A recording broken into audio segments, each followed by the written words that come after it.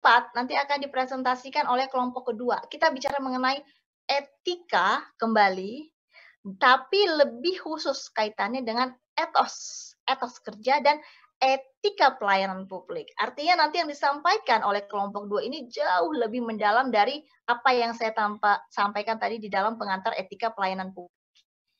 Ada Undang-Undang Pelayanan Publik 25 tahun 2009 dan silakan kumpulkan materi bahan-bahan yang terkait. Atau mau buat contoh, Bu, kemarin saya punya pengalaman gitu ya. Pengalamannya adalah buat SIM, kayaknya petugas pelayannya nggak beretika deh. Saya mau jadiin contoh, ya silahkan. Atau contohnya nggak usah, nggak ada contoh yang nyata, Bu, tapi saya punya imajinasi nih, kalau yang begini nih beretika atau enggak ya, silahkan. Jadi kita membahas apa yang real gitu ya, etika dan etos kerja dan etika pelayanan publik. Kelompok ketiga, nah ini akan bicara mengenai ada 8 kebiasaan. Jadi di 8 habit, kita nggak bicara mengenai effective person, nggak bicara lagi, tapi kita mau menjadi to become great person. Jadi the 8 habit from effectiveness to greatness. Jadi jauh, kita nggak ngomongin masalah yang so-so. Kita mau jadi seseorang yang on the top, great person. Nah, di dalam buku ini, tidak perlu baca bukunya, nanti banyak banget artikel-artikel di googling saja ya. Di dalam buku ini dikupas, apa sih 8 kebiasaan dari effective ke greatness yang membuat kita menjadi orang-orang yang luar biasa. Apa? 8 ya. Ada 2 konsep buku ini loh ya. Yang keluaran pertama dia cuma membahas 7. Baru keluaran terbarunya dia menambahkan 1 habit lagi, menyempurnakan. Jadi ambil yang the 8 habit.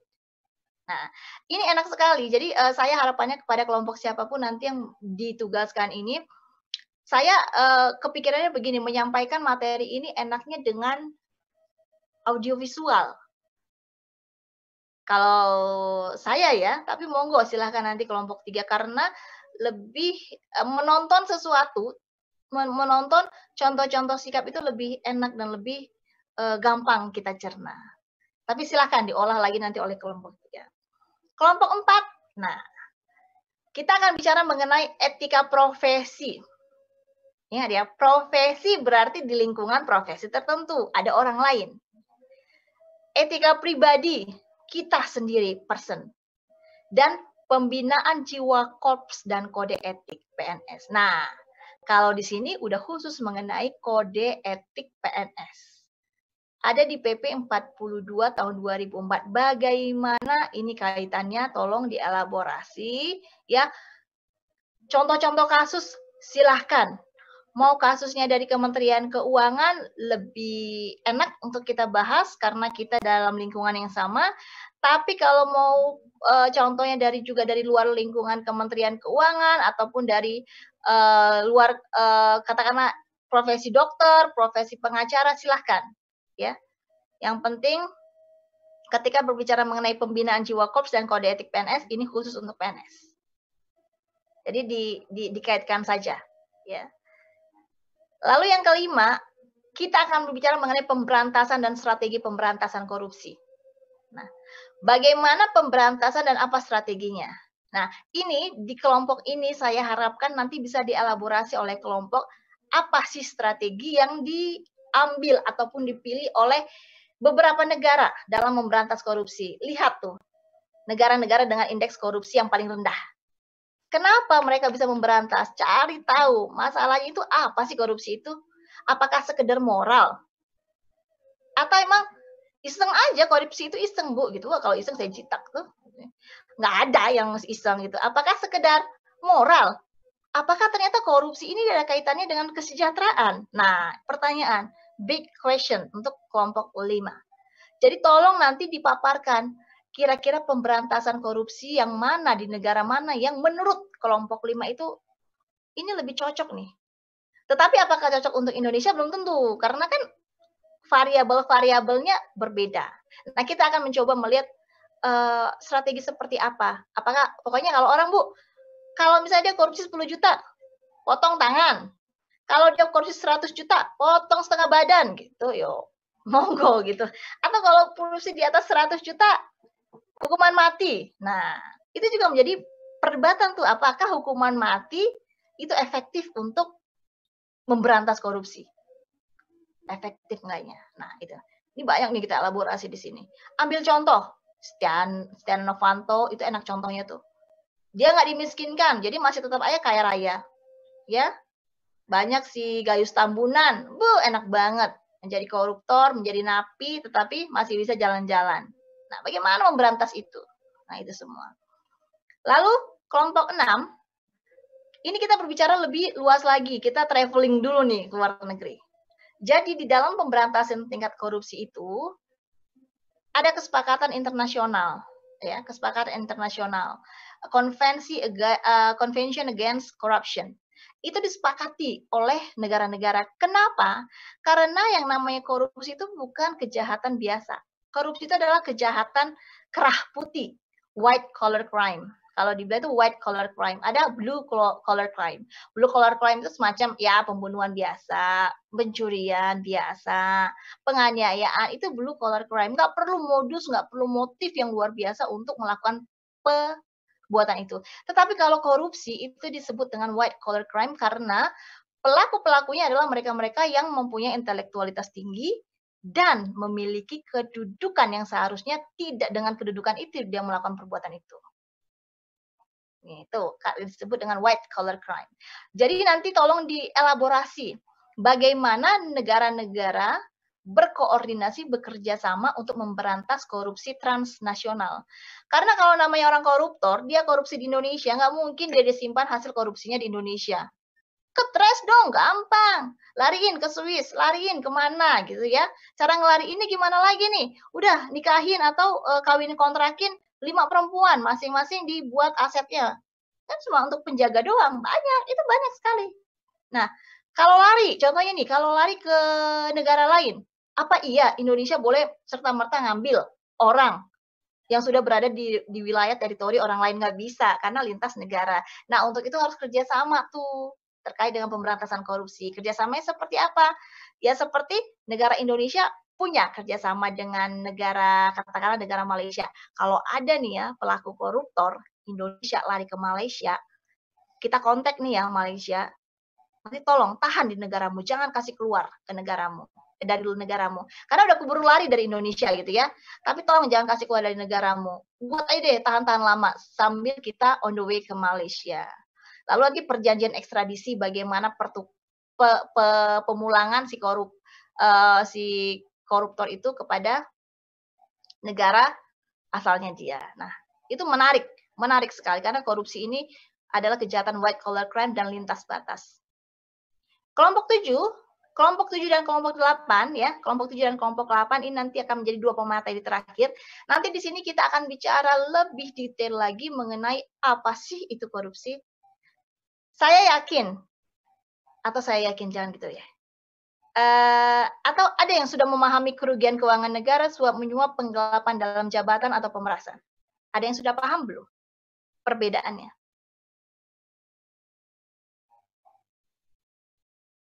Kalau pertanyaannya, kalau korupsi paham nggak apa itu korupsi? Garis besarnya aja paling Bu. Betul, garis besarnya. Nah, ternyata korupsi itu bukan sesimpel yang kita bayangkan. Korupsi itu dibagi menjadi beberapa perbuatan-perbuatan. Ada sekitar 30-an jenis yang bisa dikelompokkan menjadi 7 delik korupsi. 7 delik korupsi ini akan saya bagi menjadi 2 kelompok nanti. Kelompok pertama, kelompok 7 itu akan mempresentasikan mengenai delik kerugian keuangan negara, delik suap menyuap, penggelapan dalam jabatan, dan pemerasan. Jadi 4 delik pertama korupsi itu akan dipresentasikan oleh kelompok 7. Apa sih yang dimaksud dengan kerugian keuangan negara? Sejauh mana kerugian keuangan negara itu didefinisikan? Haruskah kerugian keuangan negara itu nyata atau boleh potensi kerugian keuangan negara masih potensi tetapi sudah disebut dengan korupsi? Nah, itu. Suap menyuap, kita nggak bicara mengenai suap-suapan pada saat kita pacaran, bukan. Ya, kita bicara mengenai konteks suap kepada pejabat publik. Kalau namanya suap berarti dari orang luar kepada pejabat publik. Itu bedanya dengan pemerasan. Pemerasan itu pasti pejabat publik, triggernya kepada publik. Meras publik supaya, kalau lu nggak ngasih ini, gua nggak kasih nih keluar nih SK-nya, gitu. Kalau suap, beda. Nah, biar si bapak ngeluarin SK-nya cepat, dan melebihi dengan yang seharusnya gitu ya, melebihi ketentuan yang seharusnya, gua kasih mercy gitu. Beda, nanti tolong itu. Nah, untuk kelompok 7 dan kelompok 8 itu harapannya saya supaya kita lebih memahami korupsi, tolong angkat kasus-kasus yang mewakili masing-masing delik. Kasus besar di Indonesia supaya kita lebih gampang memahaminya. Atau kalaupun memang nggak mau, Bu, saya orangnya anti mainstream. Saya nggak mau kasus besar. Kalau kasus besar udah gampang bisa dibaca di internet. Saya maunya kasus penggelapan dalam jabatan yang dilakukan oleh lurah saya. Silakan. Asalkan fakta-faktanya, kondisi-kondisinya disampaikan. Nanti kita analisa berdasarkan fakta yang ada. Kalau kasus besar, kenapa kasus besar saya rekomendasikan? Karena kita semua bisa mencari paling tidak informasi-informasi terkait dengan kasus itu. Oh ini Hambalang bukan di sini ya. Banyak banget kasus-kasus suap menyuap, nih. Apalagi suap atau apalagi itu kalau kasus korupsi yang melibatkan oknum TNI. Wah, itu serem tuh. Kalau dia oknum TNI, itu kan dia diperiksanya di mahkamah militer tersendiri. Itu apa namanya, itu putusannya lebih serem daripada tipikor biasa, lebih serem. Karena kenapa? Karena TNI itu harusnya kamu melindungi rakyat, gitu. Tapi kamu ngambil haknya rakyat. Nah, itu. Dari situ filosofinya. Ini kelompok 7, jadi akan bicara mengenai kerugian keuangan negara, suap menyuap, penggelapan dalam jabatan, dan pemerasan. Nah, kelompok 8 akan bicara mengenai 3 delik terakhir. Kenapa 3, Bu? Enggak, Ibu curang nih. Ya gimana saya misalnya 3,5? Yang pertama, ya. Yang kedua, gratifikasi ini akan menjadi concern utama kita di mata kuliah etika dan pendidikan anti korupsi. Gratifikasi. Jadi saya pesan buat kelompok 8, tolong gratifikasi ini menjadi poin yang harus dielaborasi lebih lagi dibandingkan 2. Karena kan emang waktunya itu kan sama ya, kalau yang di kelompok 7 4, yang di sini 3. Nah, ini kali 2 nih, gratifikasi. Kenapa gratifikasi? Karena gratifikasi ini adalah sumber dari korupsi.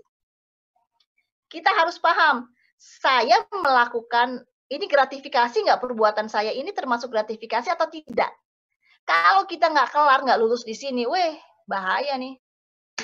Nanti kita ditangkap sama KPK.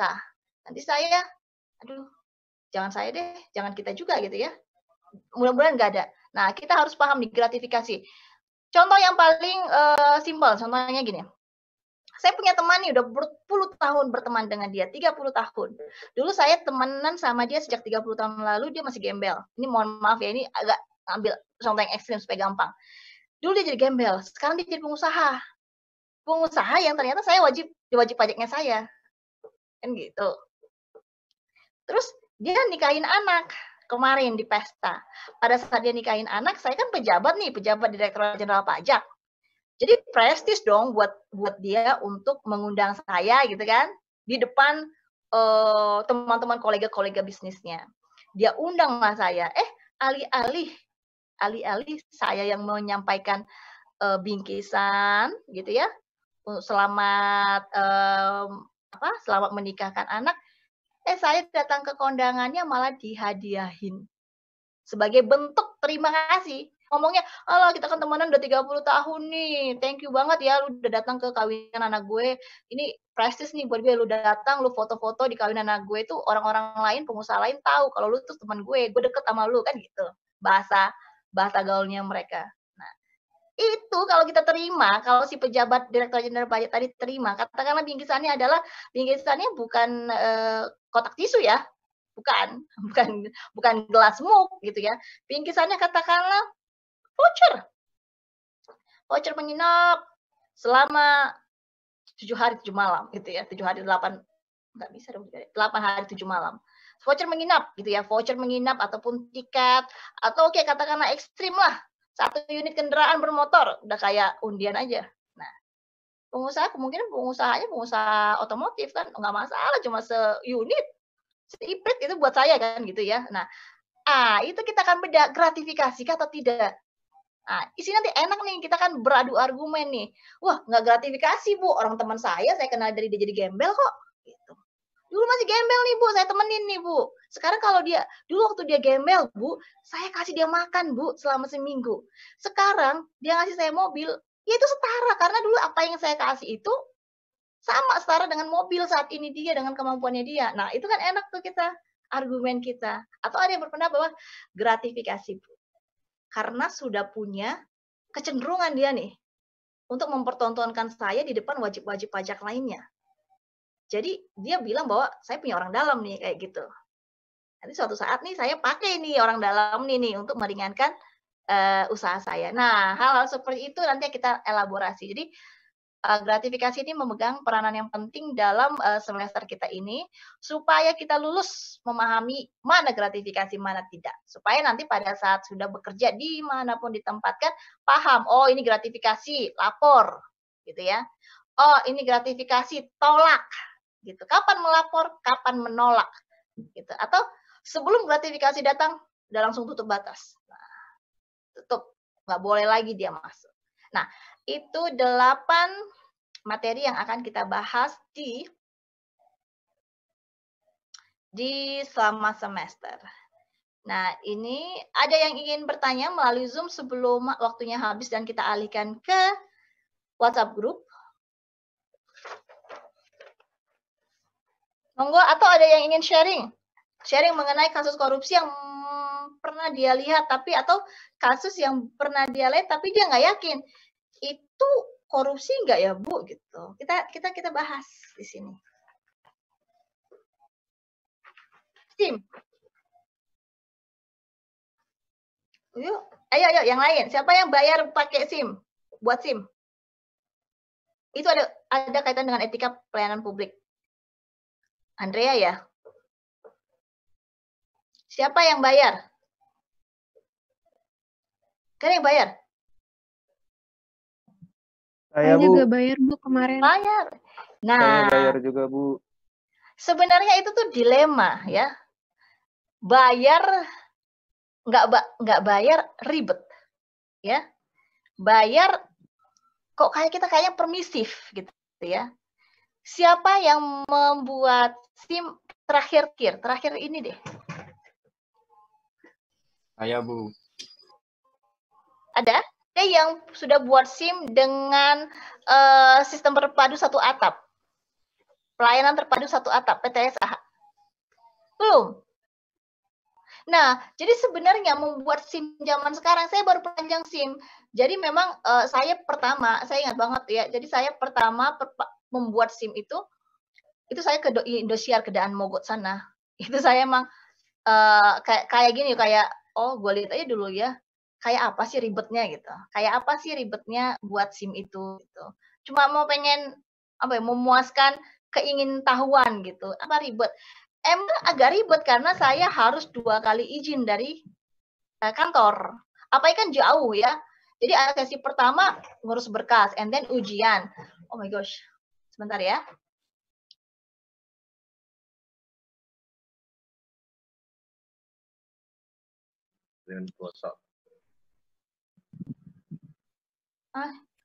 Oke, ini mohon maaf ya, ini kendala-kendala yang dihadapi oleh ibu-ibu ketika working from home. Nah, jadi dulu pengalaman saya itu di Indosiar dan Mogot itu 2 kali saya cuti. Yang pertama saya ngajukan berkas dan tes. Itu tesnya itu sampai tes ini loh, tes mengendarai. Dan yang paling tidak masuk akal pada saat orang yang tes naik motor itu zigzag konnya yang itu dibuat mepet-mepet. Saya rasa nih, ini jalan raya mana yang bakal mepet-mepet begini? Ya nggak mungkin, nggak boleh jatuh tuh kaki. Saya bilang, ini jalan raya mana yang begini gitu loh. Kita mau off-road atau mau ngapain gitu loh. Nggak masuk akal kalau menurut saya. Saya ngelihat, waktu saya pakainya SIM C. Saya ngelihat sih memang yang SIM, saya pakainya SIM A. Saya ngelihat memang yang SIM C. Nah, tapi selesai nih, saya selesai yang pertama, lalu yang kedua kalinya saya wawancara dan foto. Lalu yang ketiga mengambilnya boleh dikuasakan. Nah, setelah itu kan perpanjangan. Perpanjangan itu cukup di lapangan banteng itu. Lapangan banteng itu mah kalau dia datang ada jadwal-jadwal tertentunya. Jadi selama kita belum habis masa berlakunya, diperpanjang gampang, cepat. Karena kita kan memang keahlian kita masih ada gitu. Nah, terakhir kali saya memperpanjang itu di Depok beberapa hari sebelum corona deh. Nah, itu sudah pelayanan terpadu satu atap. Maksudnya sudah dengan sistem yang efisien tadi, sudah sistem yang efektif tadi, dan sudah sistem yang transparan. Begitu masuk, ambil nomor antrian, nomor sekian, lakukan pembayaran, nomor sekian, masuk ke bilik untuk pemotretan gitu ya, selesai. Lalu diinformasikan, 3 hari kemudian boleh diambil, boleh dikuasakan, dan jadi memang itu dilema. Kenapa orang mau bayar? Karena pelayan publik kita sendiri membuat orang membayar. Itu. Korupsi nggak? Pelayan publiknya korupsi lah. Itu. Pelayan publik yang harus kita sasar. Kenapa? Kalau dia tidak membuka peluang untuk itu, masyarakat juga nggak akan ngasih-ngasih dia. Siapa yang mau ngasih-ngasih pelayan publik duit untuk melayani dia, yang seharusnya dia bisa dapat pelayanan itu bisa dapat dengan cuma-cuma. Ada yang cuma-cuma kok, enak banget nih pelayan publik kasih dengan harus dengan uang. Nah, itu sih sebenarnya. Jadi emang dilema, tapi kalau sekarang cobalah karena sekarang kan sudah zaman transparansi. Lapor. Nah, sistem pengelolaan pengaduan. Coba diancam gitu ya. Kalau ada yang minta uang, Bapak namanya siapa? Ibu namanya siapa? NIP-nya sekian. Gampang nih ngelaporin. Weh, masih berani nggak tuh orang? Gitu. Itu sih kalau saya pendapatnya seperti itu. Yang lain?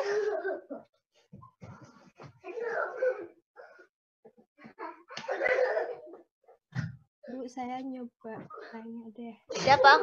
Lupa. Sebentar ya. Ben, could you please?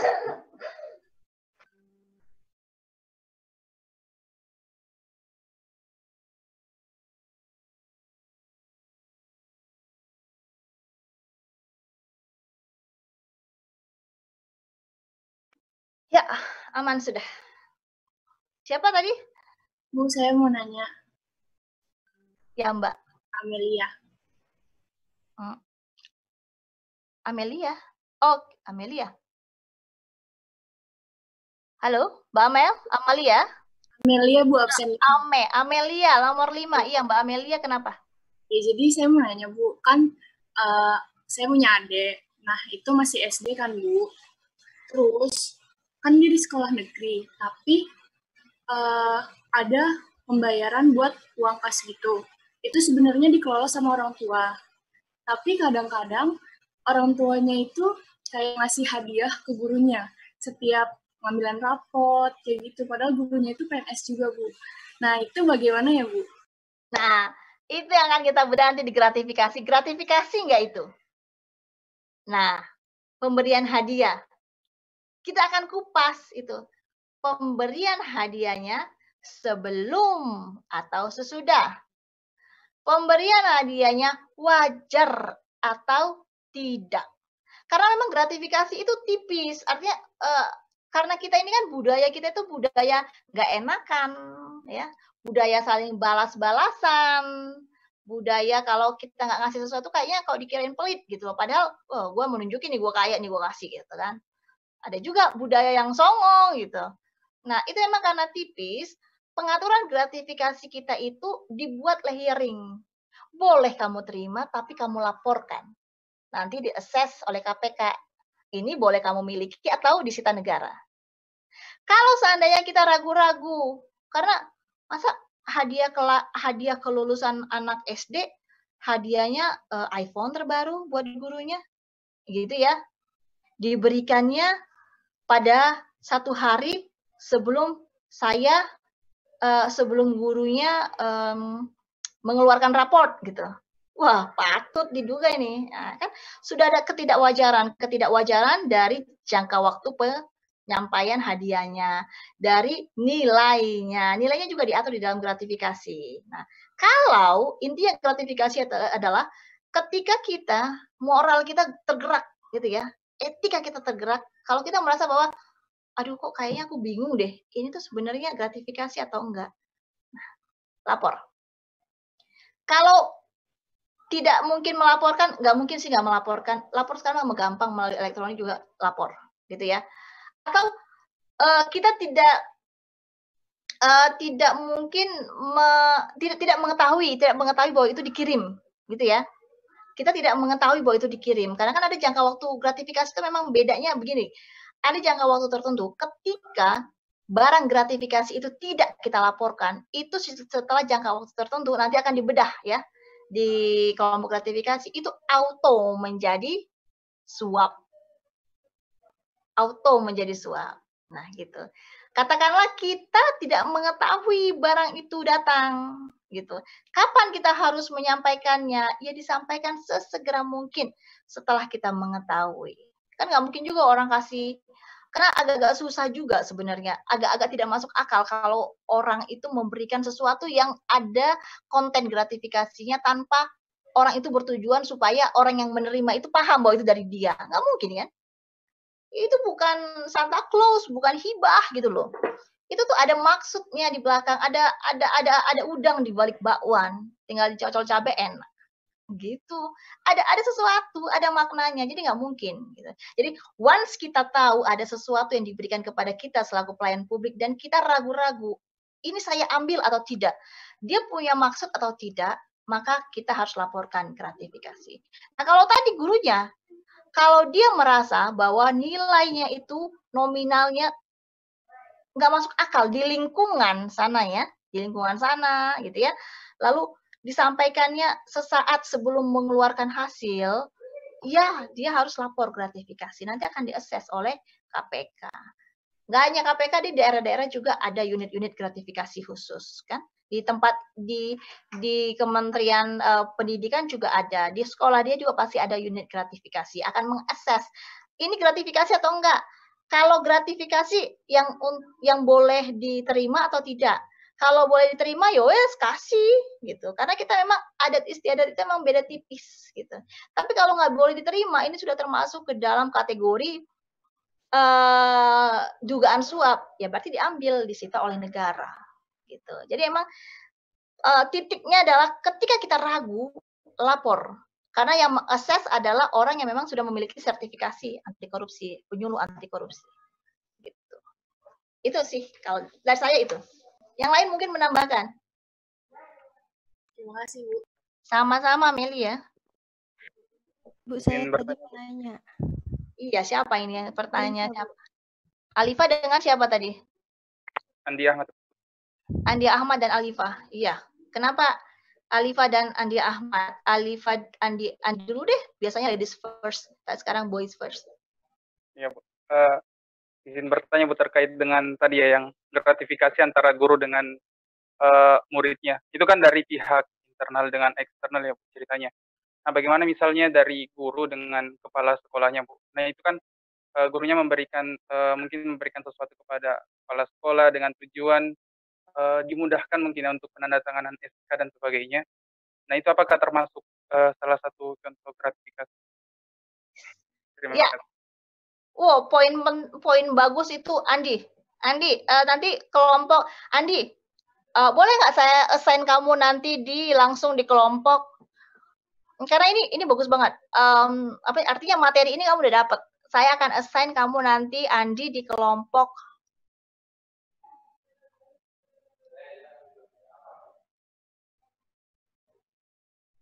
Sebentar saya cek dulu ya. Boleh nggak saya nggak menjawab? Karena ini bagus banget pertanyaannya dan saya pinginnya dari kalian dulu. Penggelapan dalam jabatan sip. Kelompok 4. Ya. Intinya adalah ya, itu salah. Intinya itu salah. Intinya salah. Tidak hanya dari orang luar kepada pelayan publik, tetapi sesama pelayan publik pun boleh. Bukan boleh. Sesama pelayan publik pun dimungkinkan. Contoh, yang penempatan SK ataupun surat tugas. Ya kan? banyak sekali. Caranya apa? Caranya ya you know lah, ABS, asal bawa senang, ya tipe-tipe, mohon maaf, tipe-tipe penjilat masih ada di NKRI gitu ya. Tipe-tipe yang kalau bosnya datang, wih heboh gitu, siapkan semuanya, buah-buahan segala macam, lebay, yang gitu-gitu. Nah itu ada. Nanti kita bahas itu di etika profesi, etika pribadi, dan pembinaan jiwa korps dan kode etik PNS. Intinya itu salah. Intinya itu salah. Gitu ya Andi ya. Keren, pertanyaannya sudah saya apresiasi. Alifa? Alifa bukan? Iya, Bu. Yes, Alifa. Waktunya tinggal 1 menit lagi nggak apa-apa? Nggak apa, sampaikan aja nanti kalau kepotong di WhatsApp. Saya masih bingung gratifikasi itu poinnya nggak boleh karena kita ASN atau bukan? Kan ada bisa contohnya kayak kita pakai WO, terus setelah kita selesai pakai WO, ada hadiah khusus setelah itu sampai selanjutnya buat pakai WO itu terus, atau pakai jasa wisata suatu perusahaan, tapi bukan konteksnya bukan pemerintah ya Bu, kayak perusahaan swasta ngadain perjalanan wisata biar pakai jasa itu lagi tuh, perjalanan wisatanya kayak ngasih terus gitu loh Bu ke perusahaannya. Itu tuh konteks gratifikasi juga atau enggak kalau di lingkup swasta? Itu swasta ke swasta? Iya. Oh, kita berbicara kalau tidak pidana korupsi itu kerugian keuangan negara yang tadi, deliknya. Tapi kalau dari segi moral berarti juga salah ya Bu? Betul. Kita bicara moral, etika. Benar, layering-nya beda ya. Moral, etika, tipikor. Karena pengaturan berbeda-beda. Kalau bicara mengenai korupsi, yang nanti akan kita bicarakan di pertemuan ke-7 sampai pertemuan ke-15, itu kita bicara mengenai ASN, kerugian keuangan negara. Nah, titiknya adalah ketika ada keuangan negara yang tersentuh, korupsi.